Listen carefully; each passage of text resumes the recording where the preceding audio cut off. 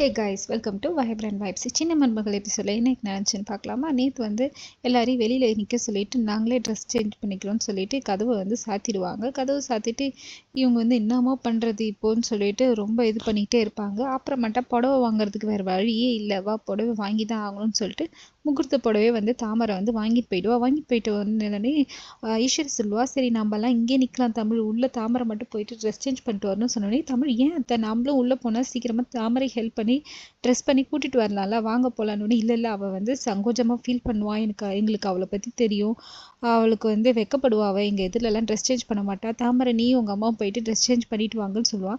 தாமரை வந்து ஐயோ அம்மா இப்போ என்னம்மா பண்ணுறது, இப்போ எப்படிம்மா தப்பிக்கிறதுன்னு சொல்லிட்டு சரி மாப்பிள்ளைக்கு ஃபோன் பண்ணி பாருன்னொடனே காமேஷ்க்கு வந்து ஃபோன் போவோம். ஃபோன் பண்ணோடனே ஃபோன் ரிங்கி போனோடனே இன்னும் இங்கே சத்தம் கேட்குது, மூட்டோவில் வந்து பாருன்னு சொன்னோடனே மூட்டோவில் பார்த்தா இவன் இருப்பான்.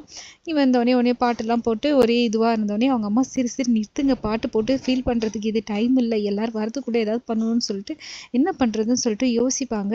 உடனே காமேஷ் சொல்லுவா, என்னோட ஆளுங்கெல்லாம் வெளில தான் இருக்கிறாங்க, அவங்கள வந்து கதை உடச்சி கூட்டிகிட்டு போக சொல்லுவான்னு.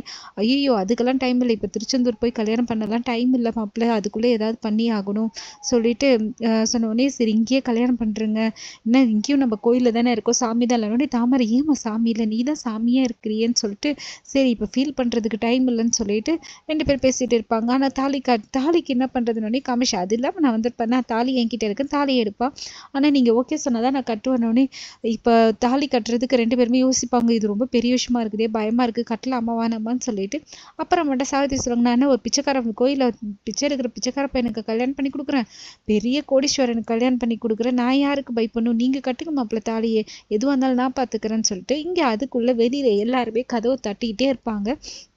இவங்க 2 பேர் கதவை திறக்கவே மாட்டாங்க. ஒரு வழியில் ராஜாங்கமே வெளில வந்து ராஜாங்கம் பாட்டி எல்லாருமே வந்து கதவு தட்ட ஆரம்பிச்சிருவாங்க. அப்பயும் கதவை திறக்கவே மாட்டாங்க. இங்கே உள்ள கல்யாணமே முடிஞ்சிடும். இதுக்கப்புறம் என்ன நடக்குதுன்னு சொல்லிட்டு பார்க்கலாம். இதுக்கப்புறம் தான் பிச்சைக்காரன் விஷயம் தெரியும், எல்லாமே தெரியும். நாளைக்கு எபிசோட் ரொம்பவே இன்ட்ரெஸ்டிங்காக இருக்கும், அதுக்கு வெயிட் பண்ணலாம்.